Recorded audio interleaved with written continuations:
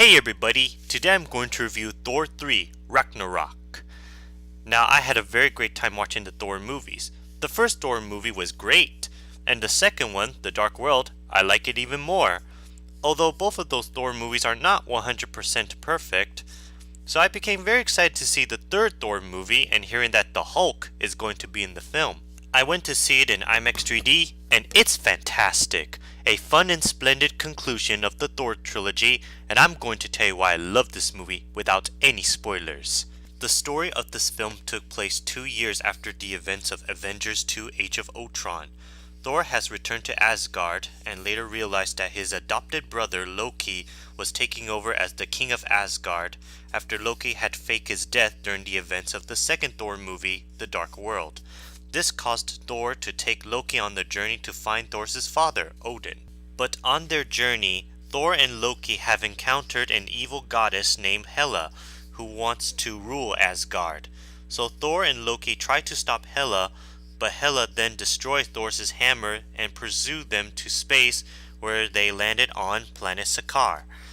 When both Thor and Loki are on Sakaar, they met the ruler of Sakaar named the Grand Master, while Thor became a gladiator warrior that later reunites with the Hulk, who is now the champion warrior in Sakaar, and even met Valkyrie, the female warrior. So Thor, Loki, Valkyrie, and Hulk decided to team up together to leave Sakaar to fight and stop Hela from ruling Asgard, and that's where the excitement begins. I think the story of this film was pretty good, especially that they combined two Marvel stories such as Planet Hulk and Ragnarok.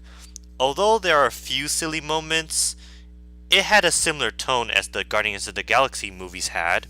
The special effects in this film are very creative and cool.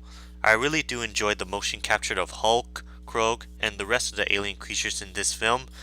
Some of the other creatures are also used in CGI. The environments in this film are very colorful to look at. The weapon designs, the spaceships, the costumes, and the makeups are very well designed. The action scenes in this film are so strong and exciting to look at. I really love to see Thor and Hulk fighting each other in the arena, the gun shooting scenes, Thor and his allies battling against Hela's armies, and the fight between Thor and Hela. Now for the acting, directing, and music. Chris Hemsworth as always did a brilliant job playing Thor. Thor, of course, is the Prince of Asgard and the God of Thunder, where in this film he lost his hammer from Hela and must find a way to defeat her. Tom Hiddleston still did a marvelous job playing Loki. Loki is, of course, both Thor's adopted brother and enemy. He was also the enemy of the Avengers. Now in this film, even though Loki and Thor may have hated each other, they had no choice but to join forces together to stop Hela. Hulk, played by Mark Ruffalo in this film, is a popular champion warrior in Sakaar and also decided to help Thor, Loki, and Valkyrie to fight against Hela. It was pretty cool that Hulk in this film had more dialogue.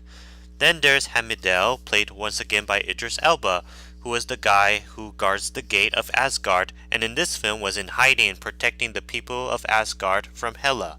We are introduced to new characters like Valkyrie, played by Tessa Thompson, who is from the Rocky spin-off movie Creed, Grandmaster, played by Jeff Goldblum, Krug, played by Carl Urban, and Kurog, played by Taiki Waititi, who also served as the director of this film. Valkyrie is a tough, hard-drinking Asgardian bounty hunter that is good at fighting someone with her swords and guns. She also decided to join Thor, Loki, and Hulk on the journey to fight evil. The Grand Master is the ruler of planet Sakaar that was funny, and he loves to see warriors fight each other in the arena. As much as I love Jeff Goldblum as Seth Brundle the Fly in the 1986 remake of The Fly, Ian Malcolm in the first two Jurassic Park films, and David in Independence Day, it's very awesome to see one of my childhood favorite actors in a Marvel superhero movie. Krug was an Asgardian warrior who later becomes Hela's henchman. Kurug is a big rock creature who was one of the gladiator warriors in Sakaar that was funny and later became friend with Thor. Now for the villain, Hela, played by Cate Blanchett.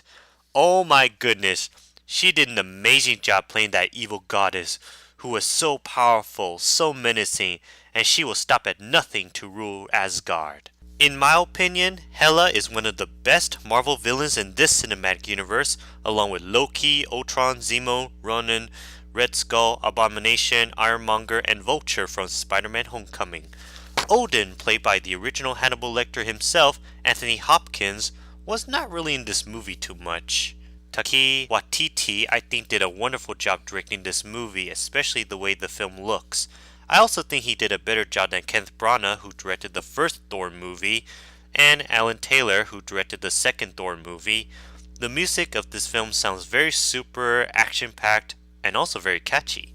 So overall, Thor 3 Ragnarok is the best of the Thor trilogy. I love this Thor movie more than the first two Thor films. It is also one of the best superhero films I saw this year, along with Wonder Woman and Logan, and one of the best superhero films I saw in the Marvel Cinematic Universe. Well, much like Iron Man and Captain America, it is time for Thor to move on with the Avengers. If you're a fan of Marvel, you should definitely go see it. Oh, and be sure to check out the mid and after credits scenes. I will not tell you what happened, but it is both funny and it's leading up to another Marvel film. So I give this movie 4.5 out of 5 nuclear bombs.